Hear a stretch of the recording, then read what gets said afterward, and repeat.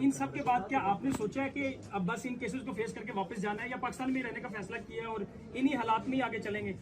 देखिए, बात यह है कि ये मैं झूठ बोलूँगा अगर मैं ये नहीं कहूँगा कि मैं सोचता नहीं हूँ इस बारे में, या मैं रिग्रेट नहीं करता, या मुझे तकलीफ नहीं होती। बिल्कुल होती है। मैं एक ऐसी ज़िंदगी जो यहाँ पर कोई भी मिडिल क्लास का शख्स जो है वो ख्वाब देख सकता है। आप ये समझ लीजिए कि अब तो डॉलर के रेट मैंने नए का मुझे नहीं पता क्या है, क्योंकि आप पता करते हैं तो वो 20 रुपये और ऊपर हुआ होता है। तो जब मैं पाकिस्तान आया था तो मैं 35-40 लाख रुपया पाकिस्तानी माहाना तनख्वाह ले रहा था अमेरिका के अंदर। उसको मैं छोड़ के यहाँ पर 4 साल, मैंने आपको बताया कि मैंने कोई पैसा भी नहीं बनाया। अभी अगले 2 साल, 6 साल, 10 साल में सामने आ जाएगा जो मैंने किया होगा।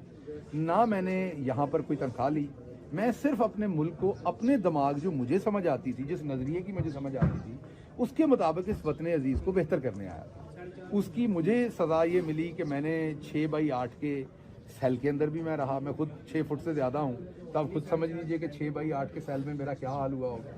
मैं उसमें भी रहा हूँ, मैं उसमें मार भी खाई है बहुत ज़्यादा, मैंने बीमार भी हुआ हूँ, मैं मुकदमे भी भुगत रहा हूँ, मैं बेशहा पैसा लगा चुका हूँ इन मुकदमों से अपनी हलाल की कमाई का।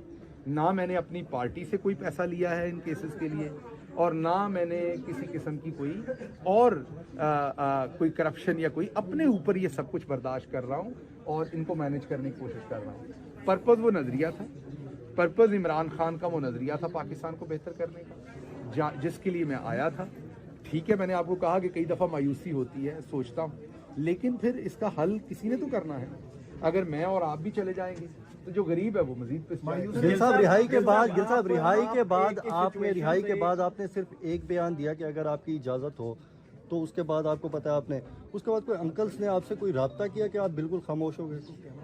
नहीं, आपको शायद इन्फॉर्मेशन नहीं, वरना तो आप बड़ा एहसास करने वाले इंसान हैं, बड़ा एहसास करते कि आपको शायद ये नहीं पता कि उसके बाद मैं तकरीबन 2 महीने शदीद अलील और हॉस्पिटल के अंदर एडमिट रहा हूँ।